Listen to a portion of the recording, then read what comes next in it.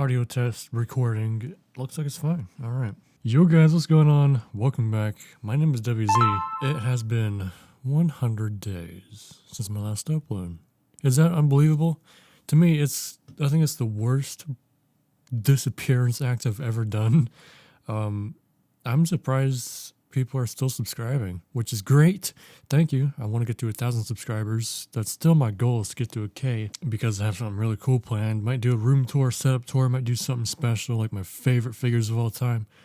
But anyways, it is almost the end of 2022. I want to do my top 5 figures that I have obtained in 2022. These didn't necessarily all come out in 2022. These are just the figures I got this year that I really like. Starting out with number 5, these are really in no particular order. These are just my top 5 figures of this year.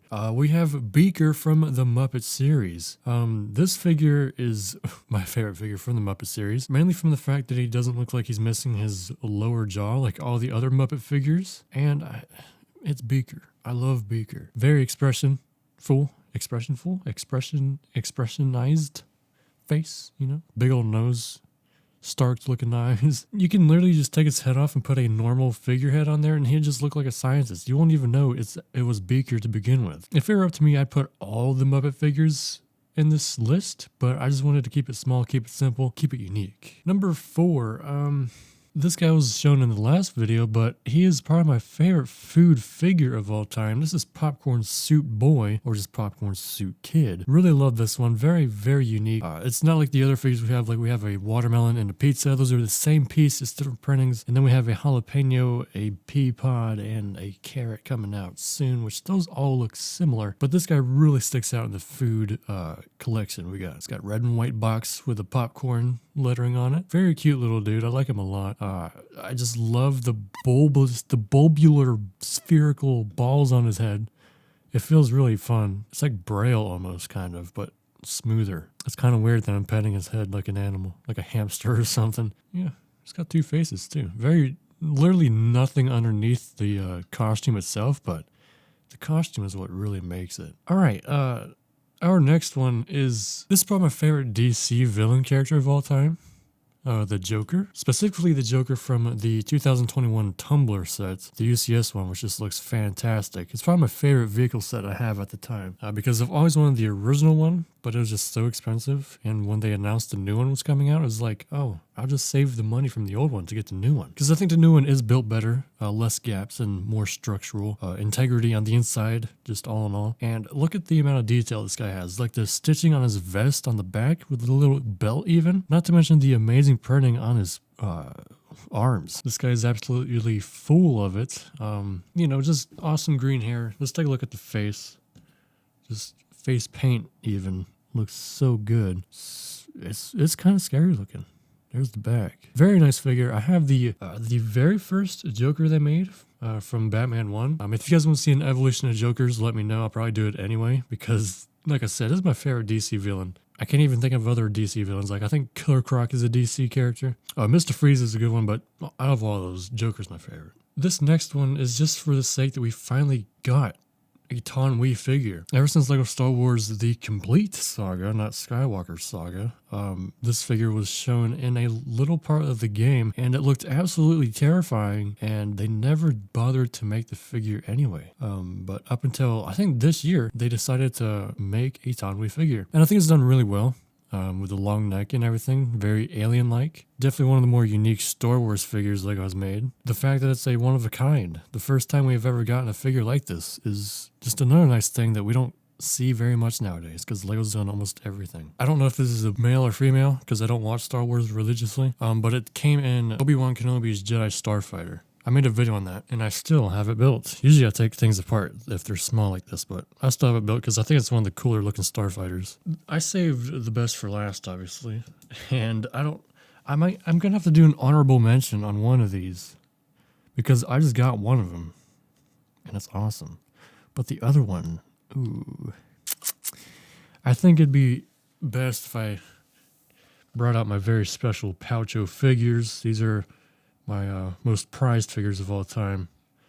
Look at all these guys. If you want to see all of my favorite prized figures, I kind of made a video on these already, but I've added probably 6 more of them in there. There's a little sneak peek if you want. Oh, you can already see them.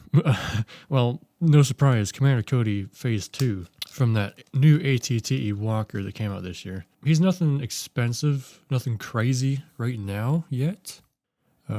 He's only like 20 bucks, but price doesn't matter in these figures. I do really like Commander Cody, even though I've never watched Clone Wars, but I think that that's a lame excuse if I weren't to put him up on this top position, because the printing on this guy and the fact that he's my first Commander Cody, I mean, I think it makes sense to put him up here. He is very hyped up in the LEGO community. I don't know if he is anymore, but he sure was back in the day. Pretty dang self-explanatory. He's Commander Cody. I know nothing about him. I never watched Clone Wars, but I do want to get Captain Rex one day just to have them both side by side. Let's put that visor down a little bit, make him look a little cooler, a little bit more menacing. And the reason why I put this guy in the back specifically is because he's one of those very special figures that I just think is going to increase in value a lot in the future. I want to keep him nice and pristine. No scratches, no scuffs, no nothing. Very clean. Commander Cody Phase 2. Let's take a look under the mask. There you go. Commander Cody. Very cool.